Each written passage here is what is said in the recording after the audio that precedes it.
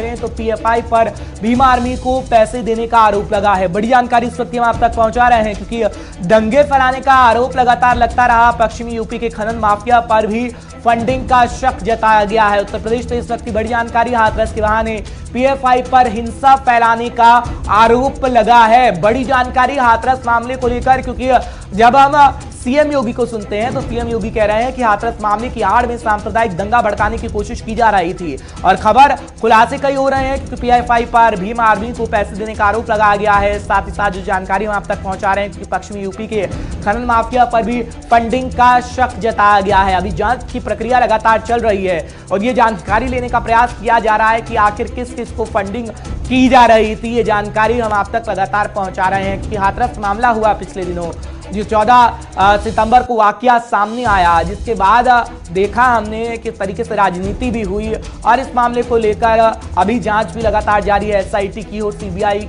को लेकर जो सिफारिश की गई है योगी सरकार की तरफ से, वो बातें भी लगातार सामने आई हैं। लेकिन इसमें जब एंगल नया निकलकर सामने आया, जब सांप्रदायिक दंगों को भड़काने का आरोप लगा और सीएम योगी खुद सामने आए और सीएम योगी ने तमाम बातें कही कि हाथरस की आड़ में, हाथरस के मामले की आड़ में सांप्रदायिक दंगा भड़काने की कोशिश की जा रही थी और पैसे देने के आरोप जिस तरीके से लगे हैं भीम आर्मी पर, पीएफआई जो थी वो फंडिंग कर रही थी, क्योंकि फंडिंग का शक जताया गया है। यूपी के खनन माफिया पर भी फंडिंग का शक जताया गया है कि सांप्रदायिक माहौल को बिगाड़ने के लिए फंडिंग की जाती रही। खैर, इसका सच कितना है वो जांच अभी लगातार चल रही है। जांच में निकलकर सामने आ पाएगा कि आखिर हाथरस की आड़ में किस तरीके से सांप्रदायिक दंगा भड़काने की कोशिश की जा रही थी या फिर मामला कुछ और था। क्योंकि अभी जो बातें सामने आ रही हैं, जो खुलासे सामने आ रहे हैं, वो यही है कि हाथरस मामले की आड़ में सांप्रदायिक दंगा फैलाने की कोशिश की जा रही थी, जिसकी जानकारी हम आप तक लगातार पहुंचा रहे हैं। लेकिन हम ग्राफिक्स के माध्यम से आपको बता देते हैं कि हाथरस की आड़ में दंगे की साजिश आखिर किस तरीके की थी।